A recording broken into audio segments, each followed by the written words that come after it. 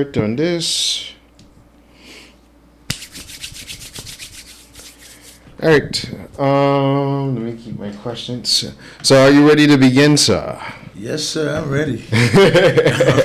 I'm ready for us to rock and roll. All right. So, let me turn down my mic a little bit. All right. Let me start off looking at my audience. So, welcome to another episode of Erryting Kool. I wear in all my Bahamian colors. We celebrating independence today here on Erryting Kool. And we have a special guest. I know him as Mr. Darlin. Many of y'all may not know who Mr. Darlin is, but this iconic. I mean, look at the beauty of this flag. You see the nice triangle, with the gold and aquamarine on the sides. Oftentimes, I like to actually, when I was in college, I used to like to hang the flag upside down because it almost looked like a black pyramid with like gold light beaming out of it, like in the blue sky. But that's just me. But Mr. Darlin is actually the creator of this said flag. Yeah, we don't want to do anything to scare your children. That's the last thing we want to do. We don't want to scare anybody. The tourists come over to chill on the beach, but they don't come over the hill where we sleep. We got nightmares and they got fantasies. No sanity, it's just insanity. My mommy hoping nothing happens to me.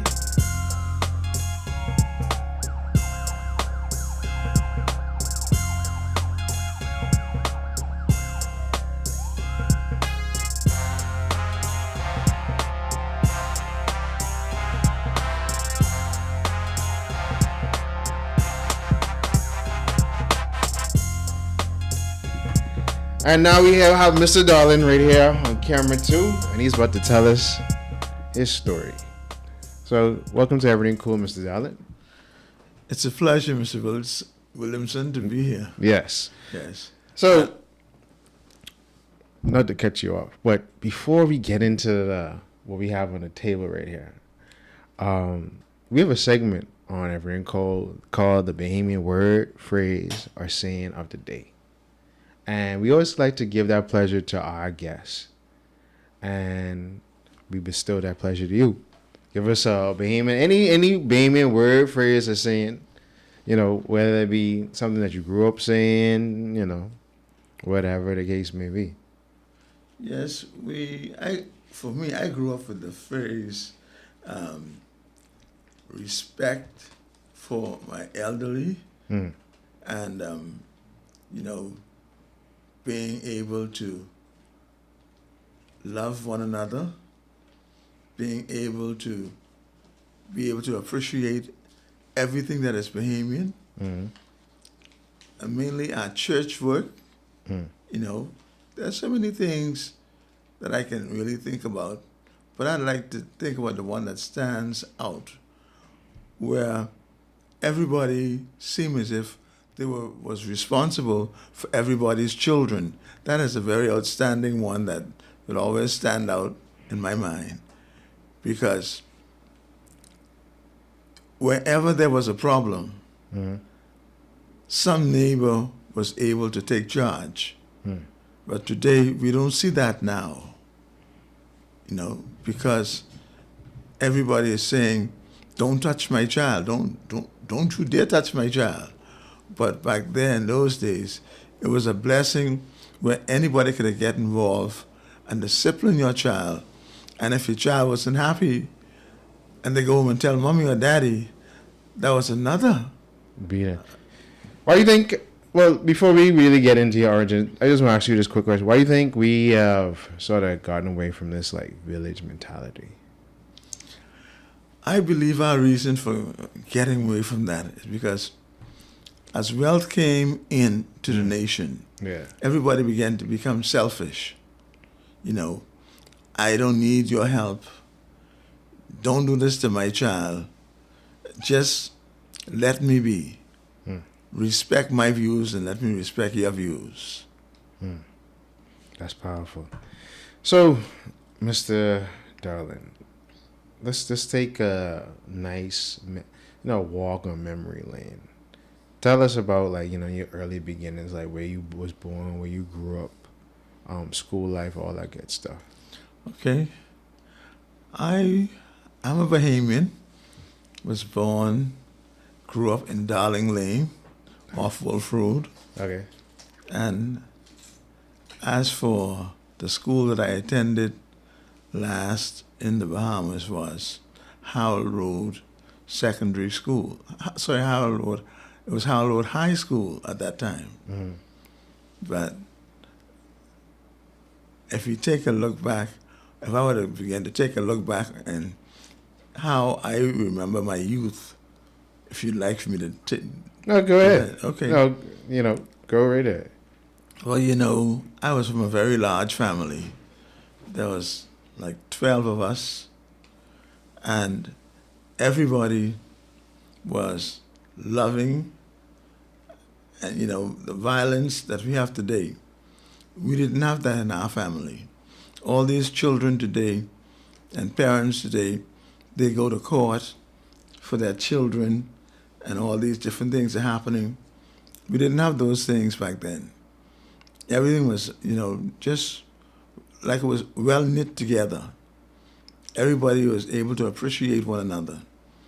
Brothers and sisters, the arguments and the little minor fights in our family were limited. We didn't have a problem saying like, you couldn't do this or you couldn't do that, or how I hear today, some people say, well, my mommy always take a side with this one or take a side with the other one. We didn't have those things. Those things didn't exist. Everybody was one family. You had to love one family. You had to grow up with one family. You had to have your morning prayer, 6 o'clock in the morning. Mama would wake us up, and we had to have prayer. When we get in from school in the evening, we'd have prayer again in the evening. And late in the night, just before going to bed, there was another term of prayer again.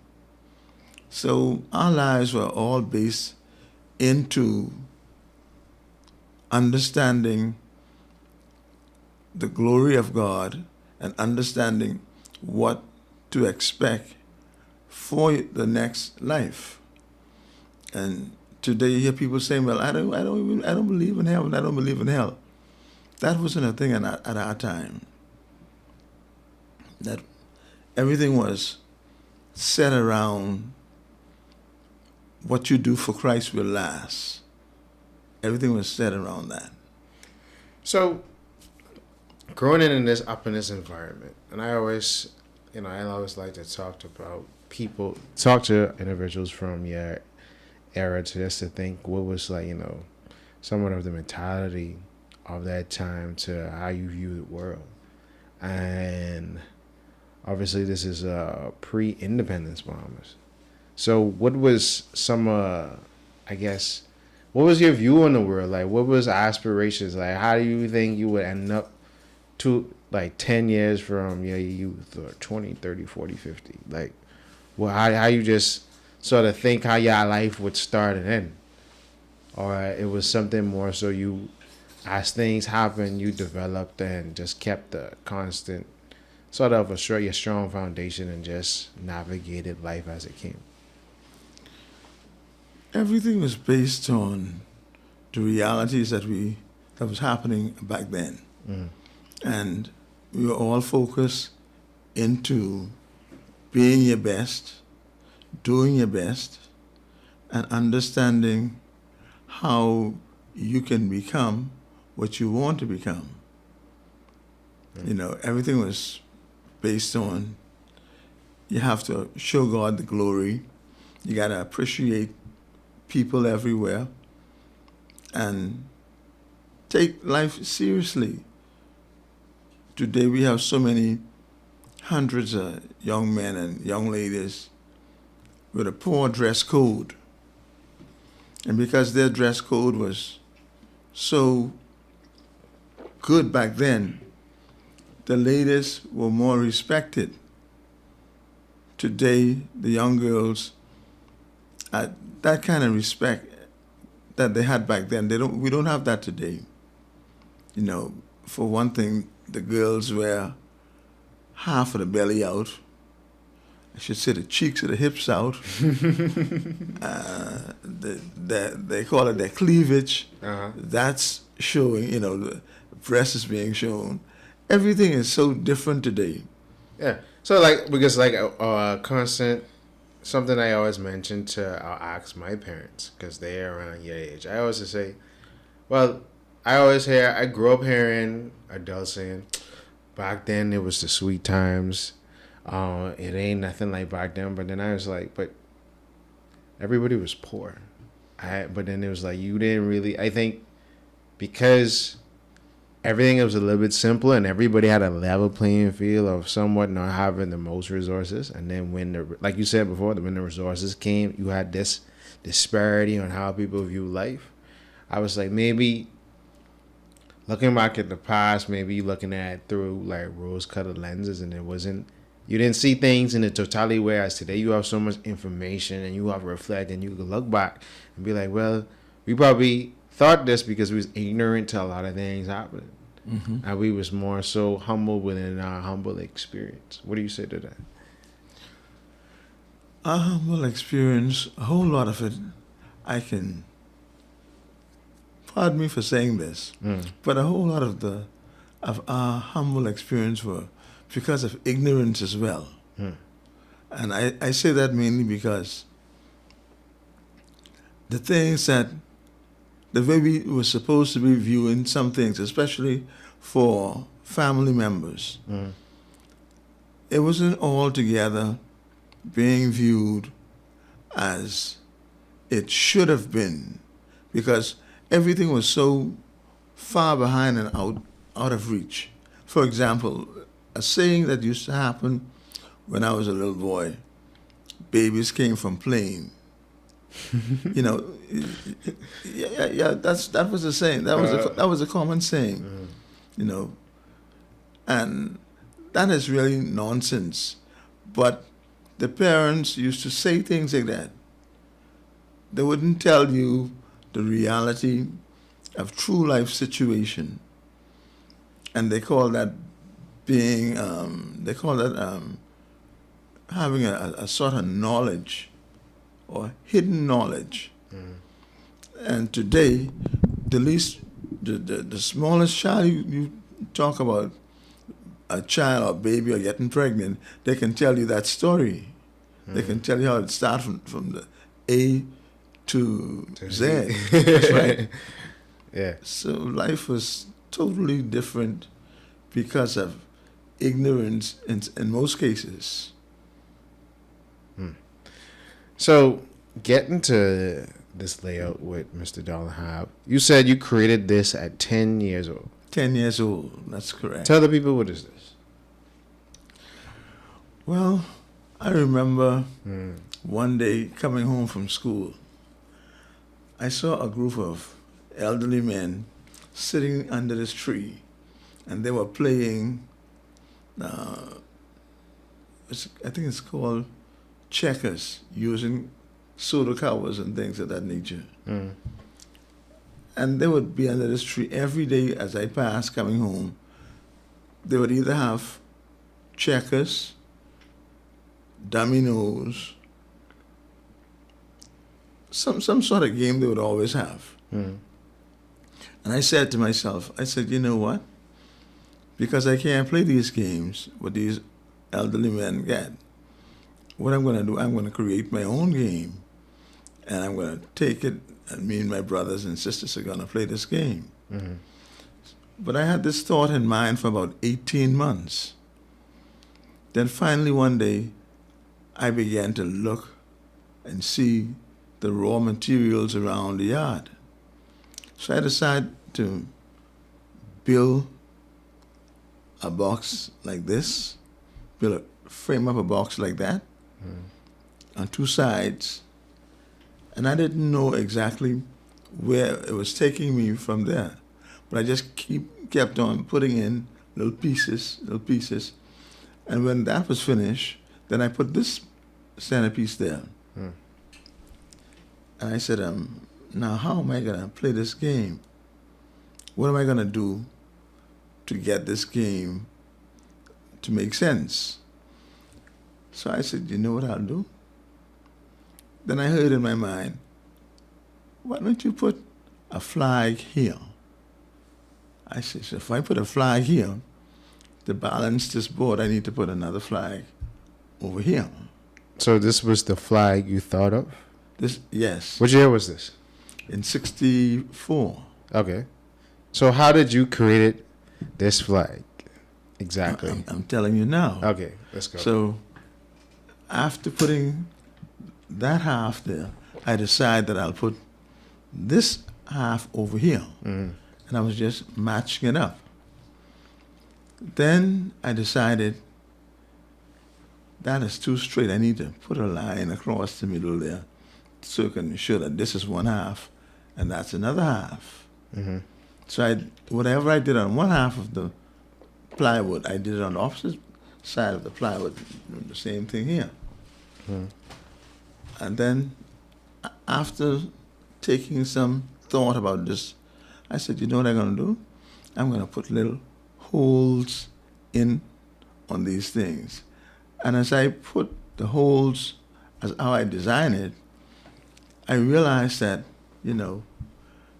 this is just one straight piece of plywood. I need to put color on this. So in the back of my mother's yard at that time, there were old paint cans. And there was a bit of black paint, there was some blue paint, and there was some sort of goldish, like yellow gold paint there. So what I did, I decided that I would draw just like a triangle, and I did the other triangle down there.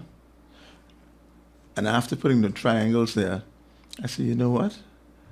I shouldn't just put the piece, just paint this piece here straight down. Let me, so I can put a design to this going straight down to the opposite side.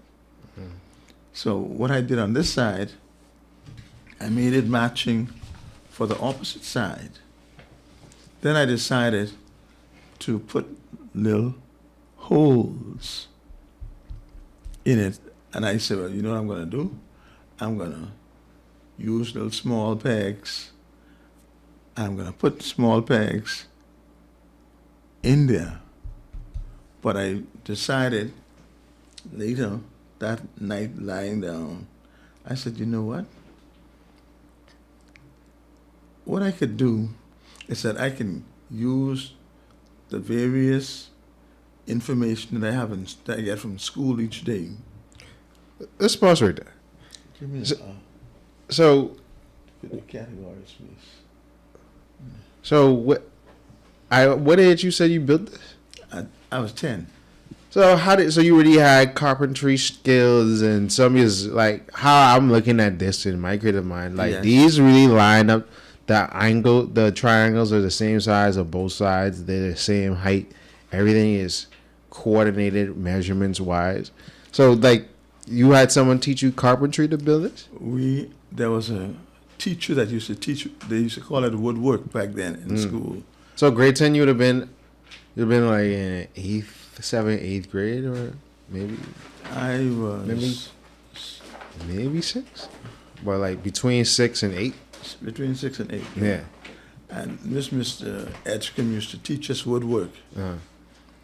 So every time he gave us things to do, we had to use, we call it a T-square back then. I don't know what they call it now. You still got a T-square. I got a T-square home that I used to make stuff up. Yeah. So what I was always able to do is to take the T-square and get your lines straight. He taught us that. Mm. Whatever you do, make your lines straight. So I put all of them together, and I decided I can put categories to these, to this. Mm. So I started, you didn't find one of them? So I started using, and I put categories to this side here. Okay. I told myself, this can be educational. I want this to be educational. Because I wasn't a A+ student back then, but I know what I wanted. Okay. So I decided to complete this. And after I had this completed, the following night, looking at it and thinking about it, it came to me piece by piece. Okay. Just one other question. So what prompted you to drill the holes in there? Like, was there placement because you're going to take other figurines or something like that to insert them in? Yes, my plan was to put the pegs in here, so each peg would represent a question and an answer. Okay. So I decided, if I take the category sports first, if I would ask, I asked myself the question, who was Elijah Obed? I'm just saying this now. Do I know the answer to it? I said, yes, I know. Elijah Obed was a famous Bahamian boxer. He was a welterweight champion of the Bahamas. Junior welterweight champion of the Bahamas, of the world, sorry. And because I happen to know it, I said, okay, I give myself a point. I stick 1 point here. And for every question that I would ask myself, I would put a point in. And I kept on until I was able to just complete the whole flag with points. So basically, this is a 4-person game, which everybody has their own right. flag. Okay. You see? So after I got into one category good enough, then I decided, my mother had a set of encyclopedias called Wonderland of Knowledge. I said, you know what I need to do? I need to start going through these encyclopedias and getting some information on what I don't know. So I kept on going through day after day, day after day. Till finally one day, my older sister, her name was Betty. Her name was Carolyn, but we all call her Betty. So she saw me this particular day in the back of the yard after I already had it painted up and hole drills. She said to me, say, James, what are you doing? I said, this is my game that I invented. She said, your game that you invented? She said, well, tell me a little more about it. And I said to her, I said, you see, now, let me use sports because I like sports. I said, now, you use religion. So let me ask you the question about religion, and you can ask me about sports. If I happen to get the right answer, I'll put in a chip. If you get the right answer, you put in a chip. And by the time we asked about 10 to 12 questions, she stopped me. She said, you know what? She said, I like this. She said, well, you know what we're going to do tomorrow? I said, what are we going to do tomorrow? She said, we're going to the Grantstown post office. And what we're going to do, we're going to apply for a copyright for this game. I said, well, I don't understand what is copyright. So she told me. She said, copyright is where you get the rights to do something, but not just to do it, that anybody else who wants to do what you're doing, they got to pay you for it. And I fell in love with that because I like money at that age. I like so much money at that age. So I said to her, well, how am I going to get paid? She said, see, once you get a government copyright, what is going to happen? Nobody can use it unless they pay you for it. She said to me, well, you could this can go far. I don't know how far this can go, but just to make sure in the future, wherever it go, it'll always be yours. I said, I like that. you know, let's work with that. We went to Grandstown Post Office, and she typed these 2 letters first, and we went to the Grandstown Post Office. We applied, and they told her she got to pay £2.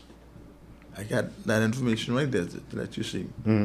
So we paid she paid the £2 for me. The following day, they gave us back 2 letters stating where it was approved, and they gave us permission to go ahead with the copyright. And after doing that, I found out, I had a brother in New York, Kingsbury. I went to New York and I stayed some time there with him. But when I got a message from, I think it was either my same sister or some family member anyway, that the Bahamas government was going to use this design for the flag of the Bahamas. So between you getting this game, because I've got 2 questions, one about this game and then how they got their answer. So between you getting the copyright for this game and them using this design for the flag, how much years was that in between? Or time? No, I think it might have been about 6 or 7. It might have even been more years than that. So because you said this was 64 and then 70. And when this came about, when they did that, I was 73. Yeah. But I was in 64 when I got the copyright. Okay, so basically 9 years you had the copyright for this game and this design. Before independence. So you was in New York that whole time? Between those 9 years? Not just New York, it was a traveling period. Okay, so for 9 years you wasn't in country. I was in and out. Okay. But when I found out about what they intended to do, my sister Annie, there was a lady working at the registrar. Her and this lady went to school together, and the lady called and said to Annie, let your brother James know that Mr. Bain, that is Dr. Hervis Bain, and a crew were looking at his flag, his design for the flag, and that it just went out of the register. What do you mean it went out the register? Like, apparently somebody, after seeing it, decided that they want to take a copy out of the register. So a copy, they always have 2 and 3 copies of your design. And this lady said to me, she said, your design is, she said, they was looking at this design a few days ago. Today, I can't find it. But I know one thing is certain, it was taken out during the presence of that group of men that was in there trying to find a flag, because around that same time there was I call it a contest. That's what I was told. Because that's what I was going to ask. I was going to say, if you had created this, how did this ended up into a contest or a selection process? Yeah, because it was taken from the registrar. And after it was taken from the registrar, and my sister was informed about it, and I got knowledge about it. During that time, I was in New York, but when I was told about it, my older sister Betty said, James, you need to come and let's work on this project together. So when I got back, we started writing letters to the Prime Minister. He was Premier at that time, Premier Pindling. We started, and we did about 7. Would you like to see some of the letters? Sure. Pastor, let me check in. So, well, one quick question. So, if this was already copyrighted, was the question I want to ask is, was this game ever mass produced, or? No, it was never mass produced. Okay, so what's it? So okay, so they took it. So because you have the copyright, there wasn't no flags or anybody from the legal aspect to let them know, hey, this design is already copyrighted, and this would be the process, and make you aware of, hey, do you approve of this being used, and then an agreement established for any licenses and payments and things like that. Because I know for all of, especially now, they crack down heavy on that, where any of the national symbols, any of the money, anything Bahamian associated, you have to pay a licensee fee for. And I think that's something that they recently enacted within the last 5 to 10 years or so. Well, I will tell you one thing. Okay. You can take a look at those too. Okay. I feel like you're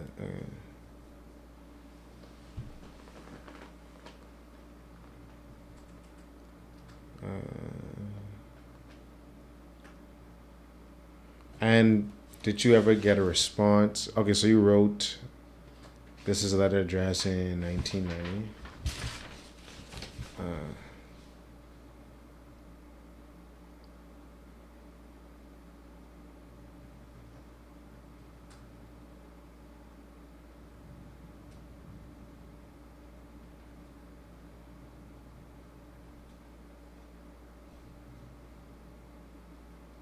Okay.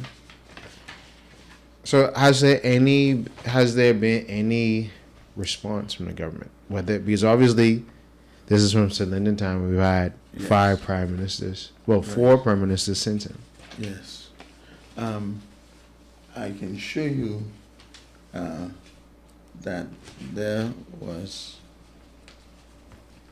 the response that I got from government would have been from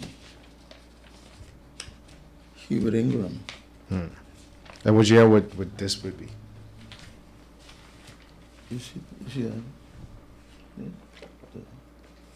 The letter from Hubert Ingram. I feel like a real journalist today. We going through the facts and everything. Yes, I believe in that. Okay, you'll see here. This is a letter to me from Hubert Ingram. This date 2007. So this 3rd administration Ingram. You can read that letter there, and you'll see that where it was. So you filed under the first Christie administration. I was communicating from Pinling's time. Yeah.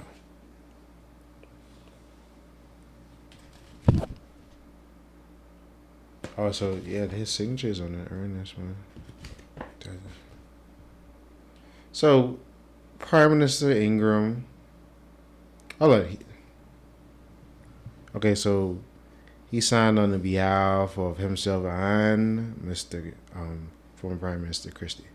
Because I see the CC leader of the opposition. Yes.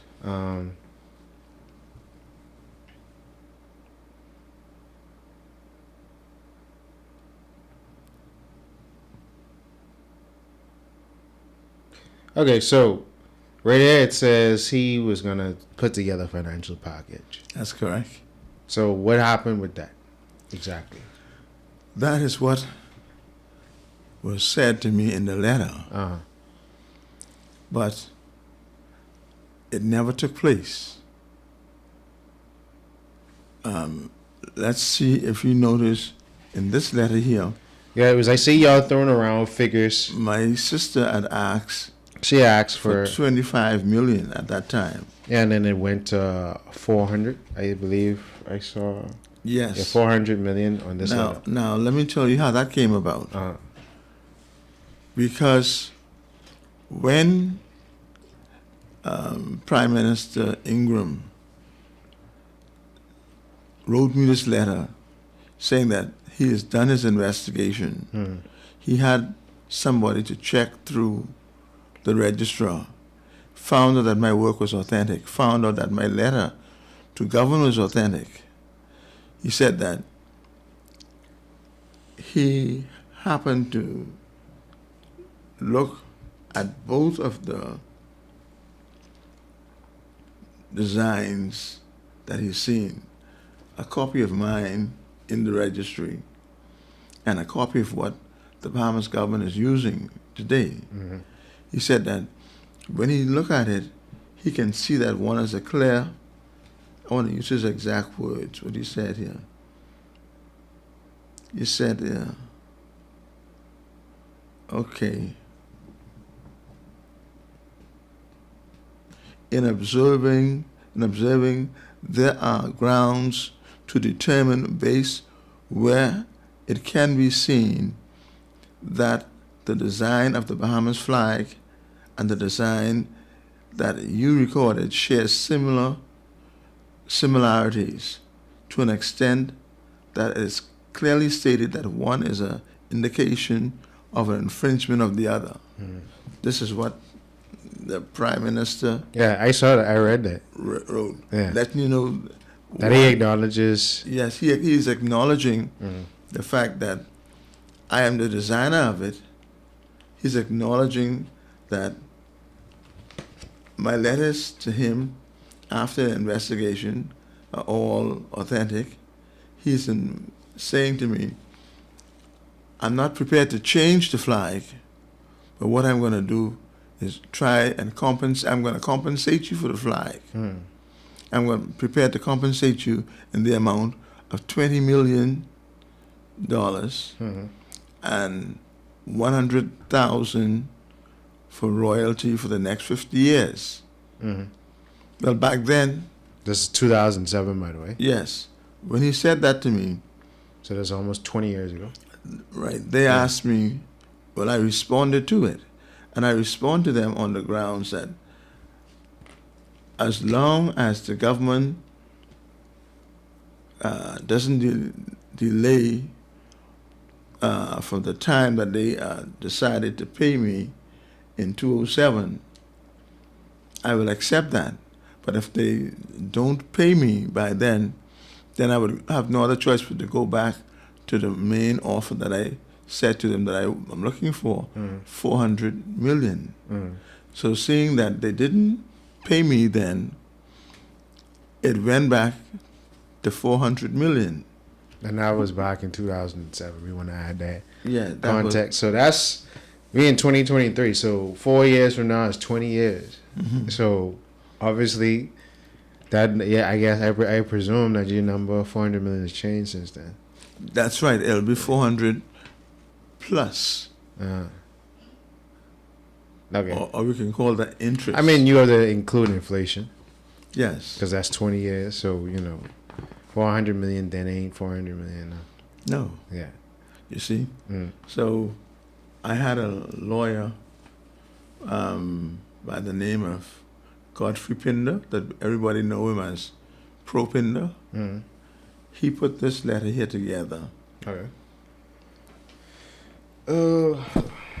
So this letter is dated... Okay, so it's 2018. So 11 years after Mr. Ingram had sent you that letter. I just skimming through this a little bit. I made it more simplified. Made it simplified. On the first page? If you take a look where all the mark where all the X. Yeah, I see that. After, okay. If you read those points where all the X are. So what I'm gathering from all of these paper is the acknowledgement. Okay, so I see here. It is given. We request. So I say you requested knighthood. So Sir Darlin, Sir Bishop Alexander Darwin. I like the name Alexander. My middle name is Alexander. Okay. So what I'm seeing from a lot of these documents is the clear acknowledgement by multiple parties that your claim is valid. That's right. So What you're seeing here too, from the registrar of the oh, your middle name is Alexander. yes. Okay. If you see what you put there, Right. So is this from the registrar general. Deputy. Okay, this 2012.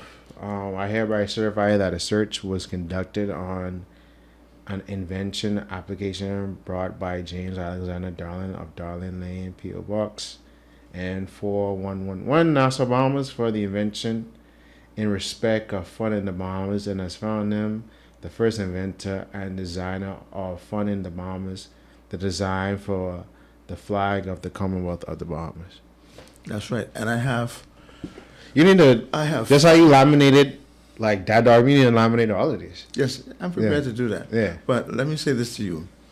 I have this same report here from 5 registrar generals. Over the last 50 years. Oh yes. From the time I was 10 to now, I can show you a copy of the registrar general, who was registrar general from that time, with them certifying me as the person that did it. Nowhere you're going to find something saying that this was done by Herbert Bain. Nowhere. Not only do you get that from the registrar general, you get that from multiple sources. You have the prime minister. Your 2 prime ministers basically and saying your claim is valid. Yes. You know, on that document it has Sama Ingram and then CC, the leader of opposition, the Honorable Perry Gladstone Christie. That's right. So I have a report coming from 5 different prime ministers as well. I have a report from 5 different prime ministers as well, stating that I should have been compensated for the flag. And they should, and I'm requesting an apology from them as well for using my flag without my permission and allowing people around the world to use it without my permission.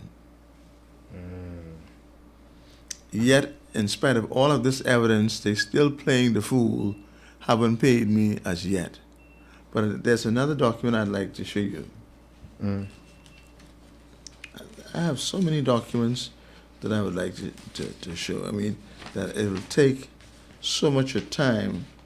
Yeah, because one thing I think we could take away so far is that Mr. James Alexander Darling, is not just claiming that he designed these flags.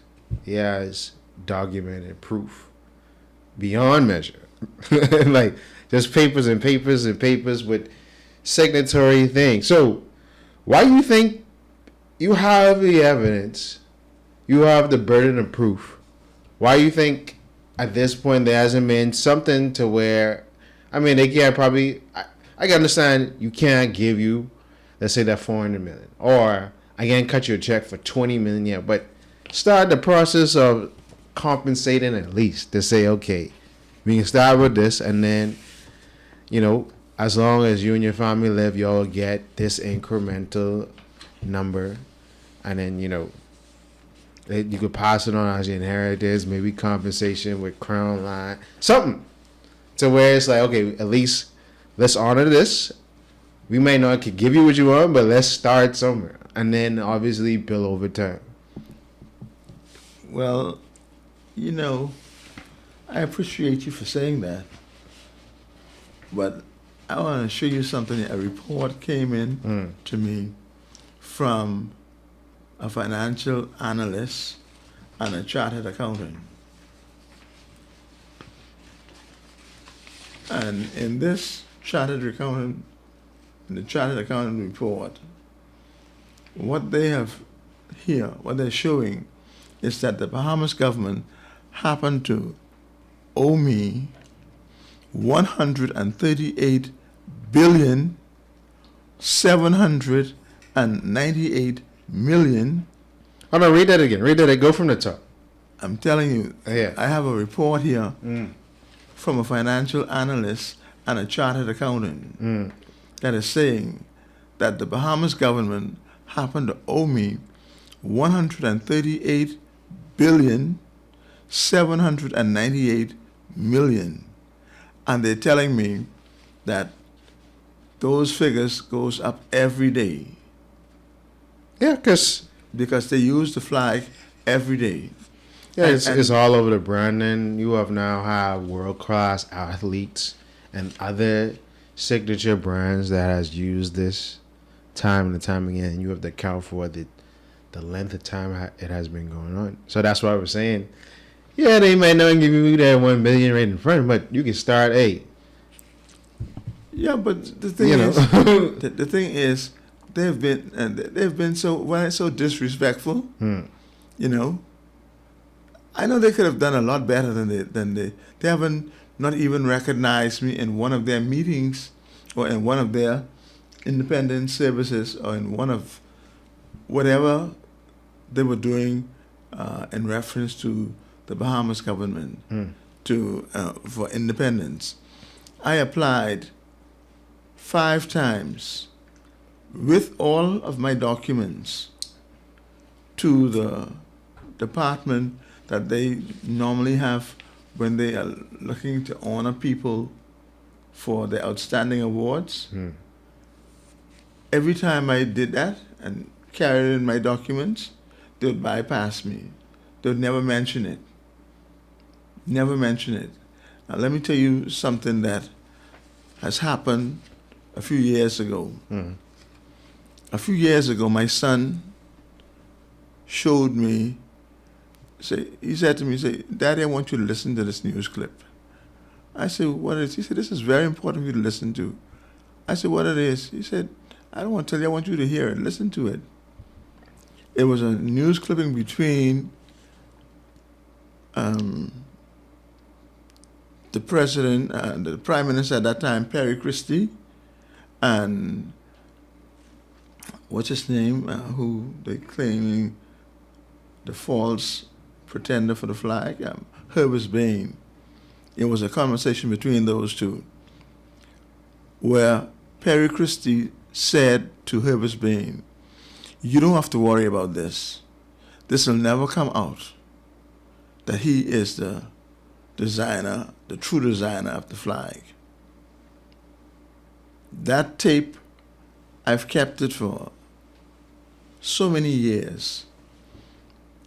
I even allowed some people to hear it. And you know what? In spite of past government officials hearing the tape, not one of them decide that they will join in with me and recognize that this is the man that did the flag. Not one of them.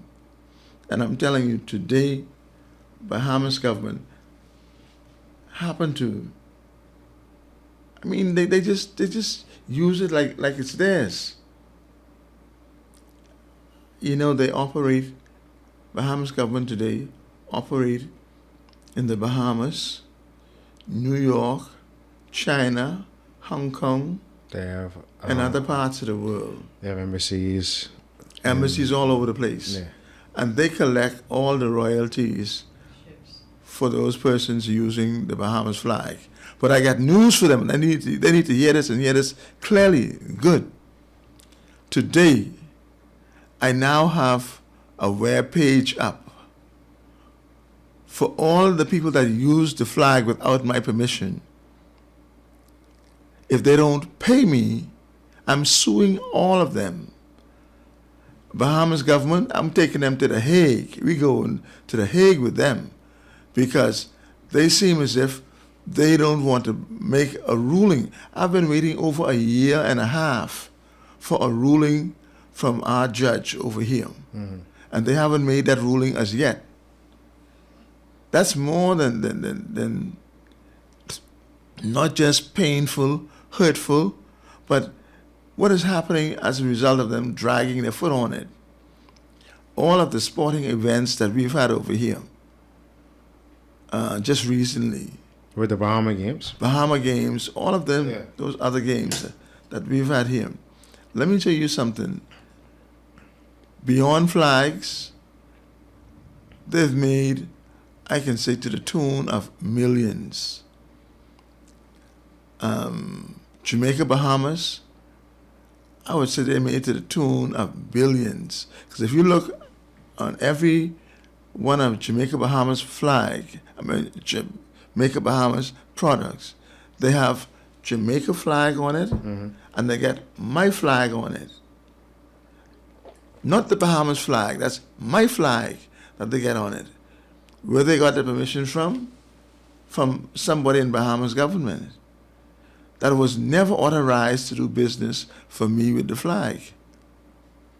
All the ship registries around the world. Yeah, they have to. That's why they like to register in the All Bahamas. of them. Yeah. All of those ship registries. I got news for all of them. They think they're getting away. But the fact that I can prove that I was communicating on that from Pinling's time, this letter here is the 2nd of December 1990 to Pinling. This next one is November 6, 1993. And let me just call off some of the times that letters went into Prime Minister and Premier at first, and then Prime Minister Pinling. The first letter went into him on November 6, 1973. The second went in on August 12, 1973. The third went in on May 19, 1975. The other one, the fourth one, September 4th, 1978. The fifth, the sixth, June 16, 1981. And the very last one was December 2nd, 1990. And I'm telling you, that man that they call the father of our nation has not responded to me once, not in once of these, in one letter. All these letters were sent to him. So, question. So, what has the last two prime ministers said about this particular matter? The last two, that would be... the Honorable Hubert A. Minnis and Yes. Honorable Brave Davis. Well, let me tell you. Let me deal with Hubert Minnis first. In my communicating with him through attorney Propinder,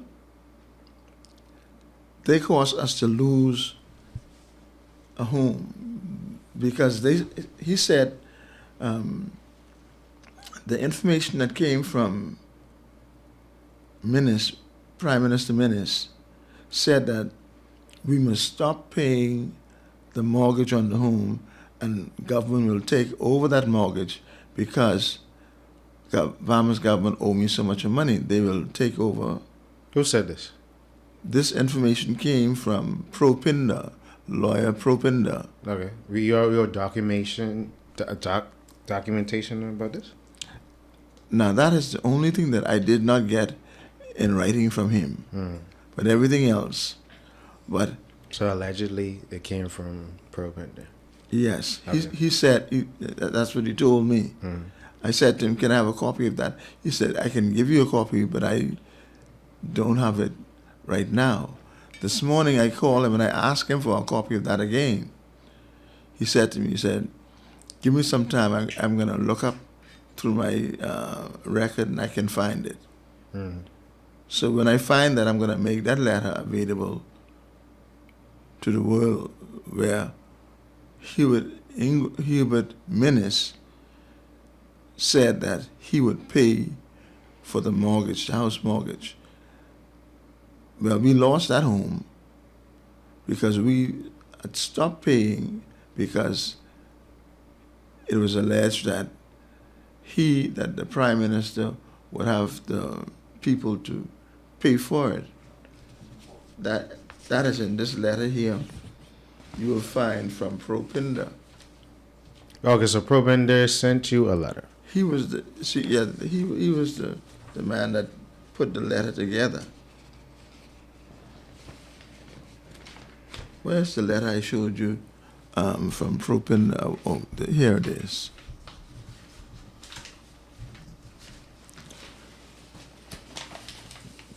Yes, that information would be right in here. What I said that the Prime Minister would pay he would have someone to pay for the mortgage on the home. That information you'd find right in here.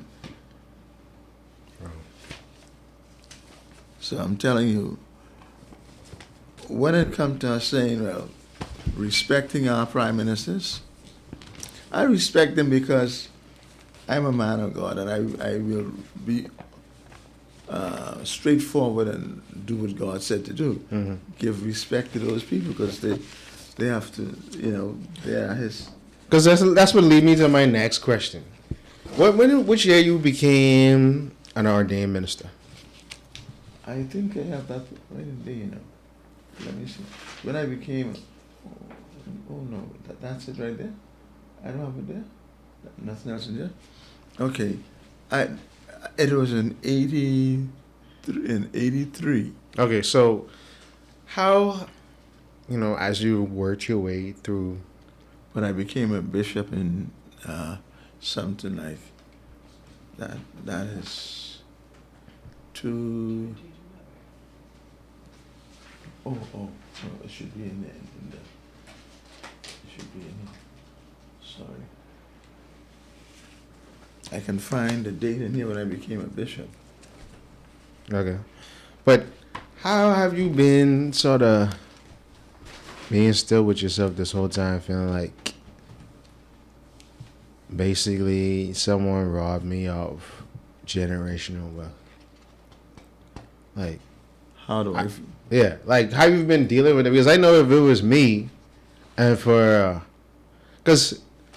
the reason why I really wanted to sit down with you is because you have the plight of an artist, and a lot of artists go through what you're going through now, to where you have your artwork, used by a bigger entity, and they benefit off it 100 times, 1,000 times, way more than you. And it causes a lot of people, a lot of bitterness, a lot of anger, because they're nigga think something I created I can't even benefit off, and it's life-changing for so many people, but it isn't. That life-changing aspect isn't happening for me. And I think a lot of artists, not just even just locally in the Bahamas, a lot of artists around the world throughout time could resonate with this story, because like I said, another Bahamian that this similarly has happened to is Joseph Spence, to where you created this unique style, and now in universities in North America they teach it, but your family isn't getting, he's dead and gone, but his family isn't getting royalties and things like that. Not all the time everything is about money necessarily, but this is levels on, hey, I could pass away today and I could come back 200 years from now, and the people that bear my likeness and name are still going to be straight, So to that you say, what exactly? And how has this sort of tried your faith and strengthened your faith along the way? Sorry, I missed out the ending part of what you said just now. And I say, how has this whole situation over this long time tested your faith and strengthened your faith? Well, the only thing I can say to that is that I got all of my strength from praying from Almighty God. Only Him one could have keep me to the point where I can still smile. Because every time I look at those politicians, all I see is a bunch of thieves. And I said without any apology, and I can prove that I have enough evidence to prove it from 1973 to now. I have enough evidence on every politician that sat in the House of Assembly. They know that I am the person who did this flag, and there's no way they can deny that they didn't know, because we went through so many times issuing letters to various governments. And I have signatures where people signed for those politicians that wasn't there. They signed for the documents. And I have the signed copies of where people signed for them. So there's no need, and I'm trying to say, well, I can send this or send that, or we can try to do this or do that, or we're going to try to say this or say that, because all of the evidence I have. So anybody who wishes to come and talk to me about it, I got the evidence. I would not have said it if I didn't have it. So what age are you now? You said you were 70? 70 now, yes. So you was 20 years old when the Bahamas was practically born. So 50 years. In a few days, the Bahamas is going to turn 50. As of this recording, probably put this out before independence. But in less than 2 weeks, the Bahamas is going to become 50. And for 50 years, you've been dealing with this, and there has been no resolution. How do you think you could ever find solace in this situation? Do you feel like this will be rectified before you are no more of this world? I honestly believe it will be rectified because I have some contacts, and what I'm doing now is making preparation to sell the copyright of the Bahamas, what they call Bahamas flag. I'm selling the copyright. I'm selling that copyright because I just spoke with Miss Mohan Emmanuel. She's in the Prime Minister's office. And I said to her, I'd like to have an appointment. She said, hold the line for me. And as I was holding the line, she came back to me, and this is what she said to me. She said that the Prime Minister said to let you know. I said this again. Miss Mohan Emmanuel told me the Prime Minister of this country told her to let me know he can't do nothing about this because that's history. And I was shocked. I said, what? I said, well, but I told you so many times to let him know that I'm prepared to sell the copyright and the patent on the flag, and he's concerned about it. She said, well, I'm only telling you what he told me, sir. So I said, well, you let him know that I will be selling the thing, and when it is sold, they will not be allowed to use the flag anymore. And all those people around the world that they're getting monies from, I didn't say this to her, but this is what I'm saying. When all of my information is on the web page, 100%, everybody that the Bahamas government got money from, I'm giving them the right to sue Bahamas government because Bahamas government got money from them without my permission. That, to me, that's forgery. False pretenses. They were paying, they had people paying them under false pretenses. So what I'm saying, once the people in the outside world, around the world, communicate with me, I'm saying to them, I will give you a set of my documents to prove that I am the person who designed the flag, and I will also be able to prove to you that I never gave them permission to use the flag. The infringement, everything that what they've done with the flag had nothing to do with me. So I'm telling them, you can sue Bahamas government and get every dime back from Bahamas government. And if they think that I'm kidding with that, they got a next thing coming. So how would you be compensated fairly from this sale? Like you're selling it for the exact number that you were requesting from the Bahamian government? Say that again? How would you get compensation from the sale? What are you the price for you selling the copyright? Is it the same figure that you were asking from the Bahamian government? I gave the Bahamas government a huge break because I was thinking, had they paid me the $20 million, like they say, that would have been the end of the story right there. But they never did.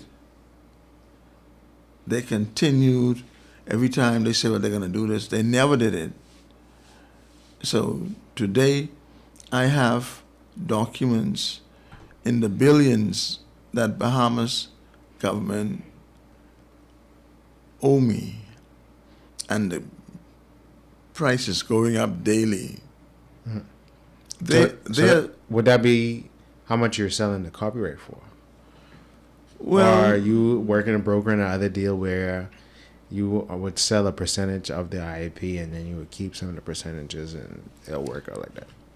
No, well, my intention in selling the flag, in selling the copyright, I look at it like this.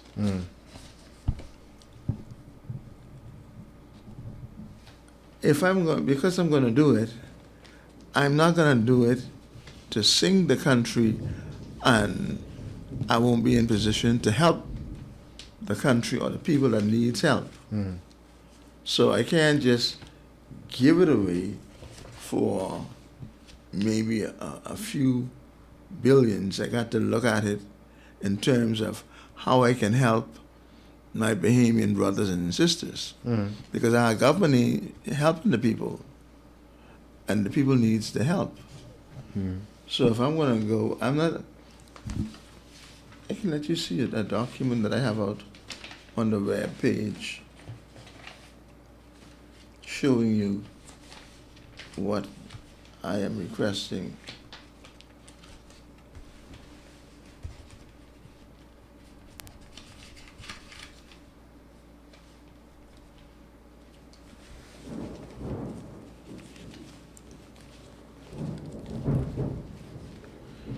Just give me one second here. I'm going to show you the paper.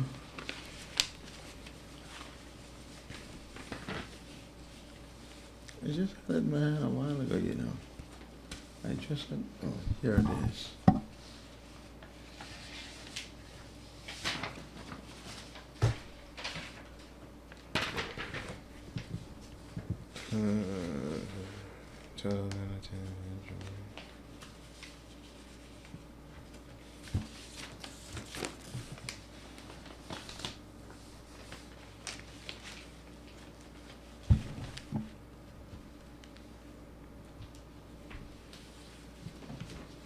Because actually what you have inside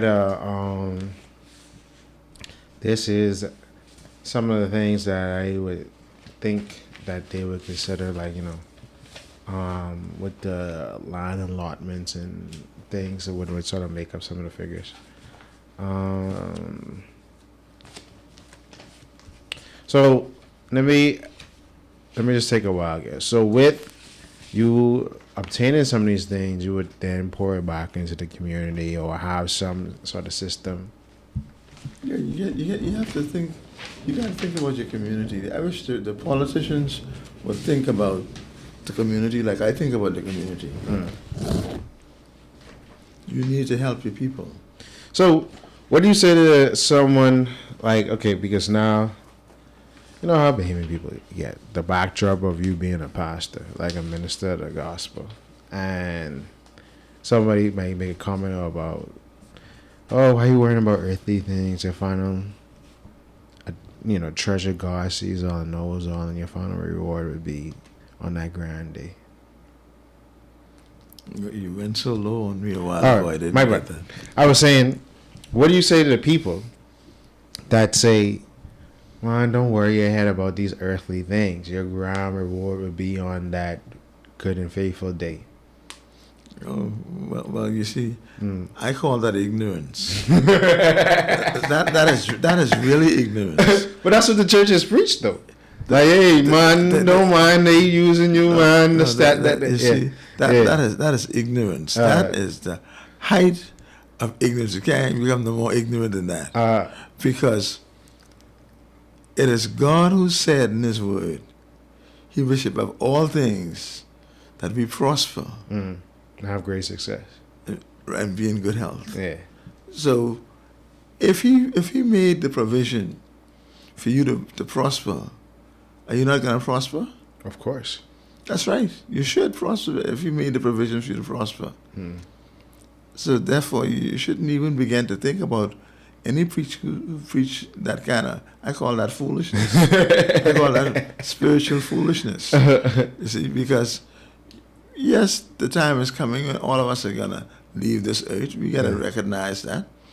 And we know that only what is done for Christ will last. We know that too. But He wants you to prosper while you're on earth here. And He wished that you would also make it into His kingdom as well. So any preacher who's telling me that... It sounds like you heard this before. All the time. All the time. All the time, you know. I say to them, I said, man, you know, I can tell you something. I said, you know, you sure you're a preacher? Or are you sure? Is this what you're telling your congregation? Because you get some pastors and some bishops around here, the message that they're sending out there is doing more damage than what good they should be doing. You know, you shouldn't send messages out to hurt people. God wants you and me to be the type of people that want to help and elevate His people. That thing telling them that you can get your pie in the sweet by and by, that don't work with me. I'm sorry. I completely agree with that. That won't work with me. So, what message you would like to leave with the people as we wrap up?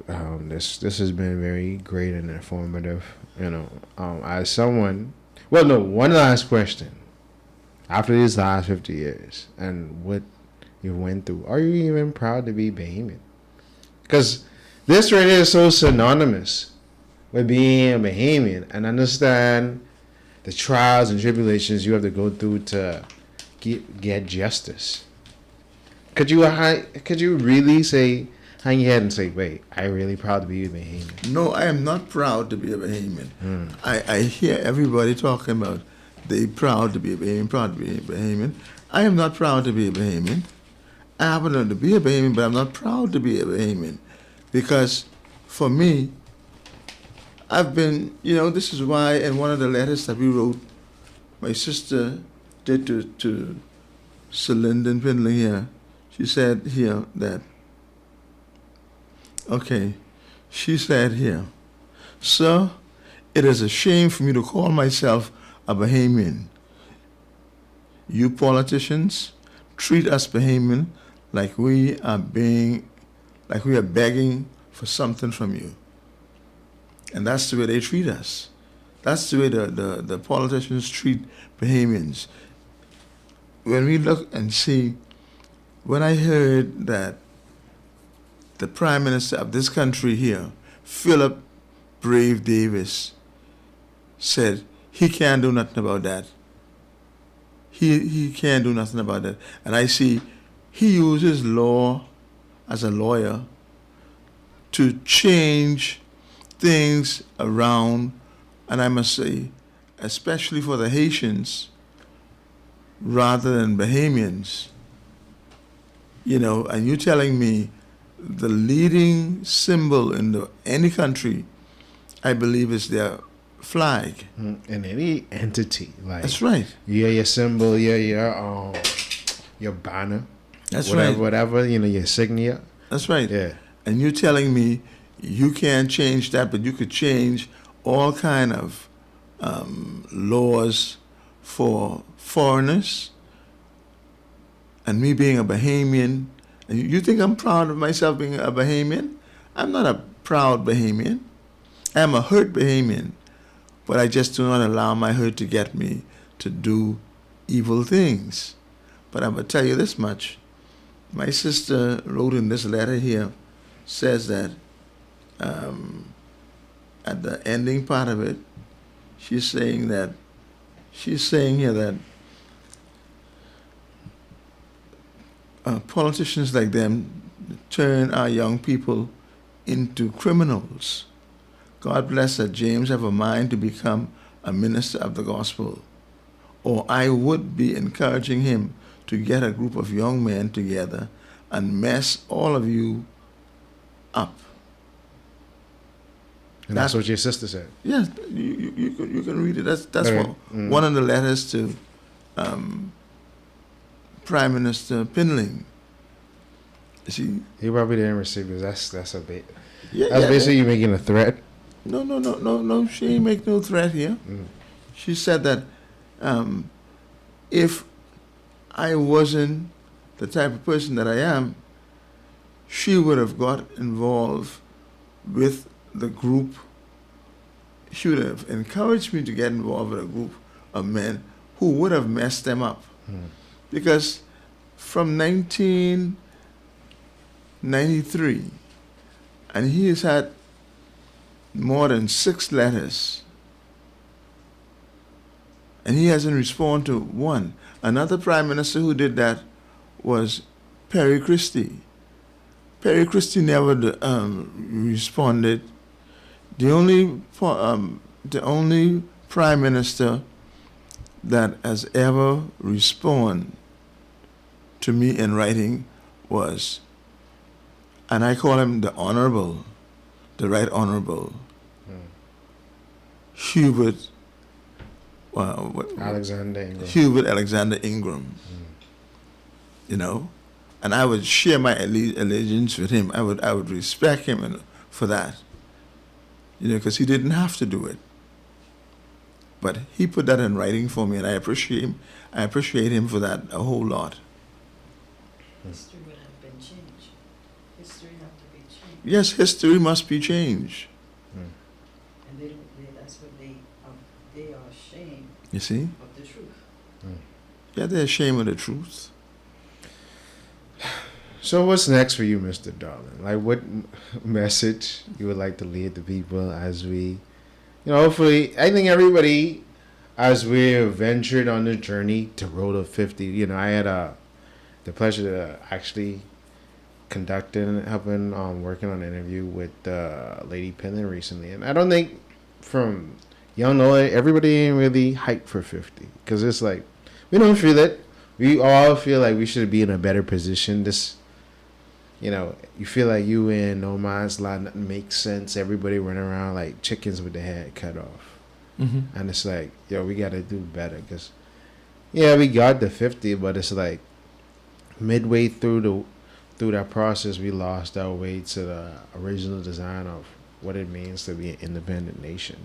So many people feel neglected. So many people feel that there's so much things that are right. It feels like nothing is working properly. And it's been that way for a very long time. This isn't a recent thing. But there's been malfunctioning bodies over a period of time. And this ain't a 10 or 20 year thing either. So what you have to say, final words, what you have to say to the people? Be honest. And do not stand up for your rights. Fight for your rights. If you want to be a Bahamian, you want to consider yourself a Bahamian,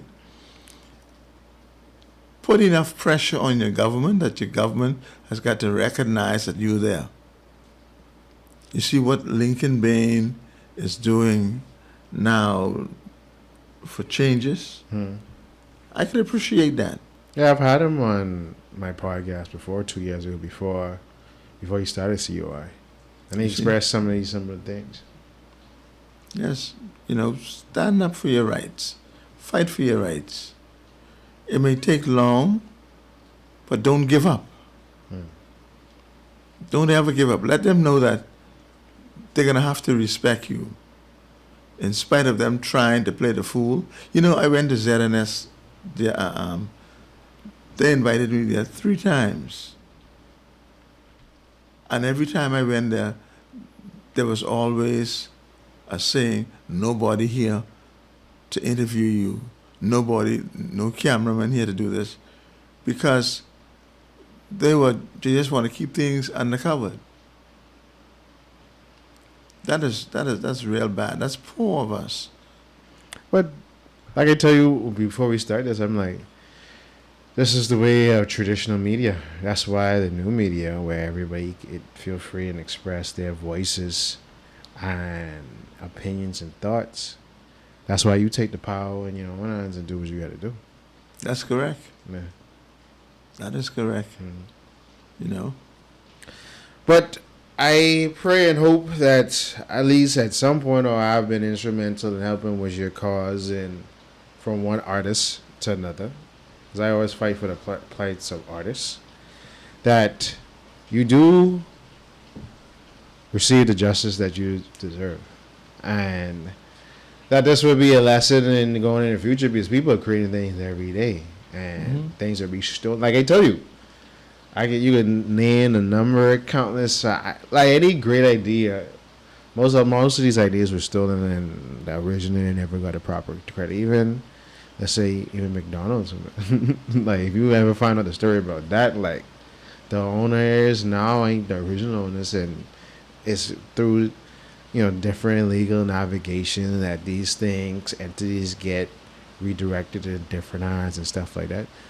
But I hope that this has been a great interview, like, it has for me, and this is very insightful.